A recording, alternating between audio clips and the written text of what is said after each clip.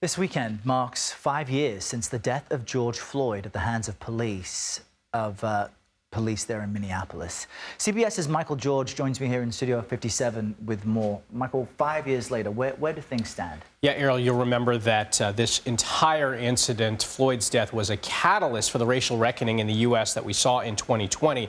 Now, right now, former police officer Derek Chauvin is serving a prison sentence of more than 20 years on state charges for Floyd's death. He also pleaded guilty to federal charges of depriving Floyd of his constitutional rights. And we're not going to show you the video, but you probably remember seeing Chauvin kneeling on Floyd's neck for more than 9 minutes and Floyd telling him, "I can't breathe." Floyd's cousin spoke at an event in Texas last night where Floyd grew up. Here's what she had to say about the impact of his death.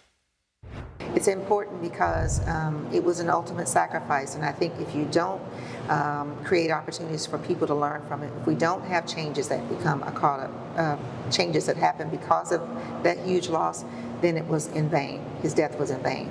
So I think it's extremely important for people, to not forget.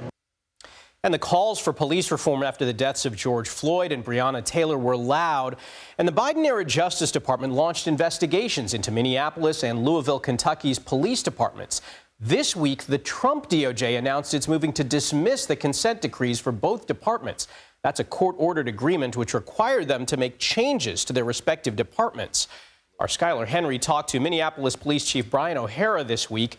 He noted that Minneapolis is still subject to a consent decree from the state, but he pledged to continue making reforms regardless of a government mandate.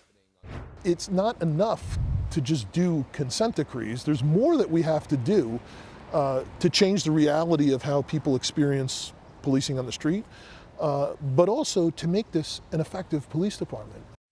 And my colleague Lindsay Reiser spoke to the Minneapolis mayor about what's changed in the last 5 years. Take a listen.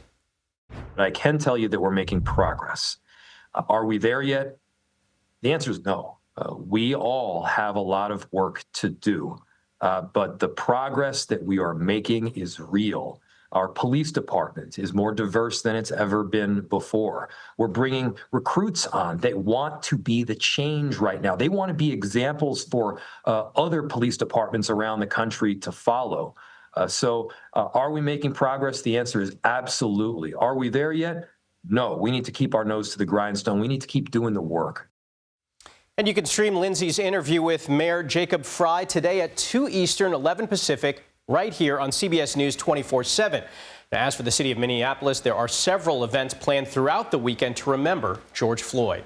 Errol? Now, Michael, we should note that you were in Minneapolis covering this story, the aftermath, the trial, and I'm wondering what stands out to you now as far as what has and has not changed. Yeah, Errol, I remember arriving in Minneapolis the night after George Floyd died, and at that time, the city was on fire. There were riots, and protests, both peaceful and violent, spread to cities across the country.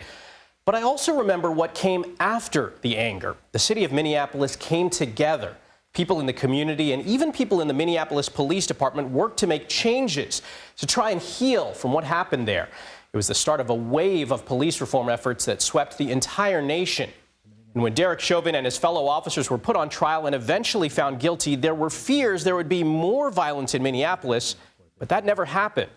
It's been 5 years, and this year's anniversary is even more significant, especially as the Trump administration is rolling back some of the police reforms that came out of that tragedy. Yeah, Errol? It's important we continue to cover what's happening there. Michael, thank you so much. Really important.